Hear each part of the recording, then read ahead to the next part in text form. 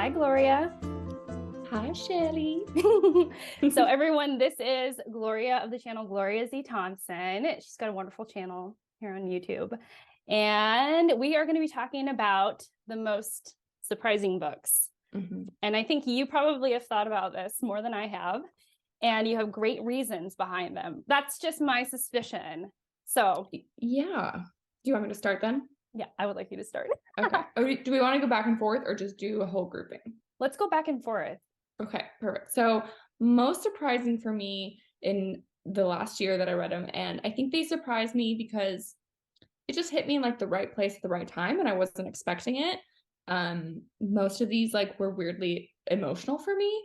And I got attached to the book. And then also like the format kind of surprised me because they're different than most books that than just a regular novel. And so that's why they surprised me. So all of those kind of were in the back of my mind when I was thinking about them. The first one I'll mention is Penguin the Magpie, The Odd Little Bird Who Saved a Family by Cameron Bloom. This was so beautiful, so emotional. I immediately finished and was like, gave it to my husband. I was like, you have to read this. And he's not a big reader, but he read it and he was like, I mean, that was good.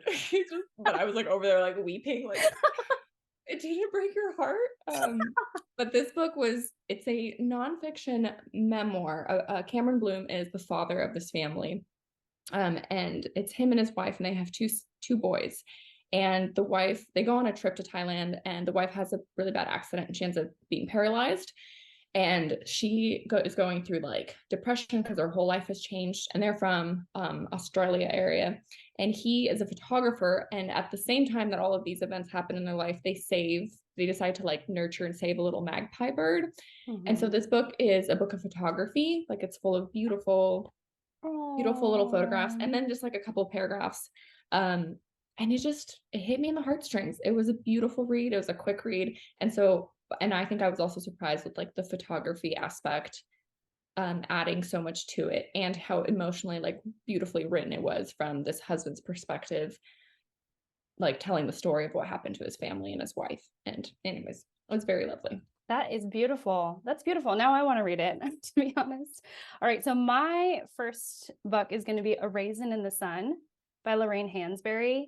And it was really surprising that the stage directions were written in like almost poetry. It was so beautiful. And I was like, for someone to be so like such an attention to detail, that she's describing the room that only the cast is going to read. Like the audience isn't going to experience her description, but yet she would write these beautiful sentences. And I'm like, wow, that's like, it just surprised me that she was so attentive to those details.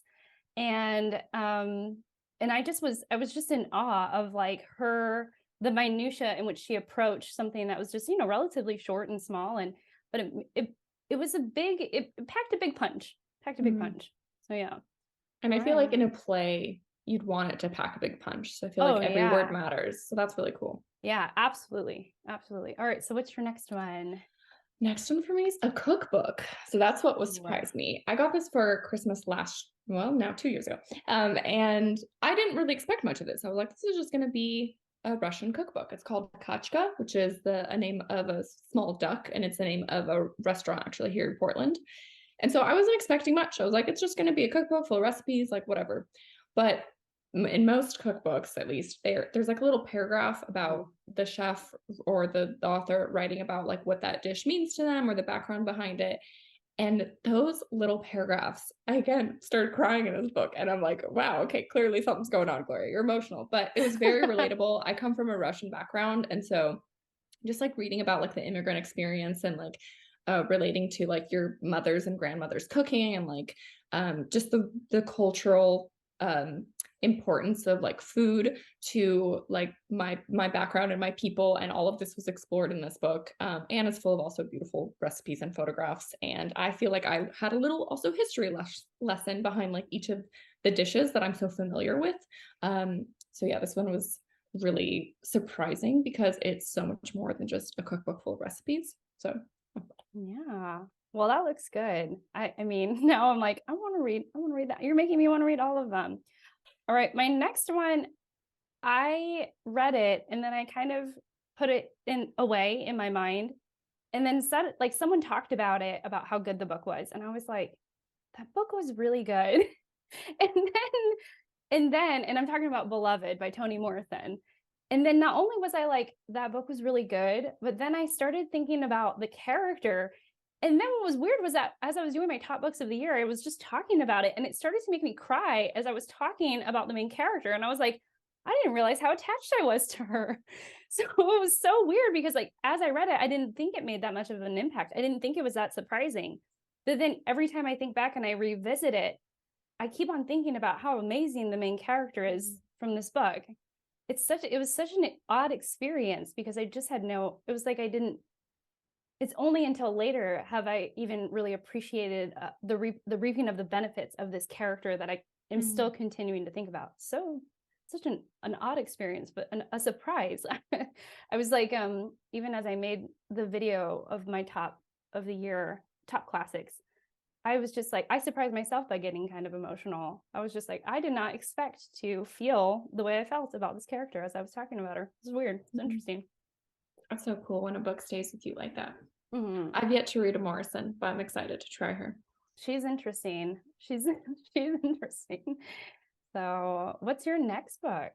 The next book is also a different format for me. I mean, I read a little bit of everything, but different than, usual. The Lost Spells by Robert Macfarlane and Jackie Morris. This is a poetry collection, a nature poetry collection. And I'm iffy with poetry. Not every poetry works with me. I find it sometimes hard to understand, but nature poetry is like my sweet spot. And I know you read some poetry, so I'm like, I need to try some stuff that Shelley recommends. But this one was also just, again, the format's beautiful. It's like full of beautiful watercolor design. And then let me find, and then like a poem about the plant or the animal or the scene or the season or the feeling. And it was just really beautiful. So yeah, I think it surprised me because, again, I maybe just wasn't expecting it to be all that special or like, it'll be pretty. But it really like took my breath away, and I kind of got me swept up in the words and I felt like an appreciation for art on another level too. I really appreciate like watercolor nature painting. So that one was lovely. That's pretty. I like when the visual aspects of the book really enhance the reading experience. That's just like the best. That's kind of the theme of my last ones I mentioned. Yeah, definitely added to it. Now here's one that I read at the beginning of the year, and it's Anne of Green Gables by L.M. Montgomery. I was one of those people that grew up on the movie, the like 3-hour, the forever long PBS version of this. And I just didn't expect to love the book because I was like, I already know the story. It's probably good. But L.M. Montgomery's writing is just like second to none. I mean, it's so pretty. She describes the area with such vivid detail. And then the character of Anne is just like lovable beyond lovable. And probably because she's full of mistakes and she just is trying her best, but what I just was surprised because I think in my own sort of arrogance and my own mind, I was like, I know that story. It's not going to really touch me. And then there were moments where I would get choked up and I would just be like, I just love her so much, So yeah, love Anne. Yeah, I binged the whole Anne series really 2 summers ago because I watched Anne with an E and I got obsessed and I was like, there's books, so I need to read them all. And it was really sweet. Yeah, I totally get swept away in it. I love that. All right, what's your last book? Last one, it's thanks to you and Jack from Spread Book Joy. You guys turned me on to picture books. And this one specifically, Malfell, is one of my favorites that I read this year because also this is a surprising format. You don't expect, but the book is read this way rather than this way. And it's just so cute. And I'm like, I can't wait to read that with a child one day. But it like was really adorable to read. And just picture books in general, I find them to be really great palate cleansers when I'm feeling a little slumpy, and they just are like easy to read, quick to read. They put a smile on your face.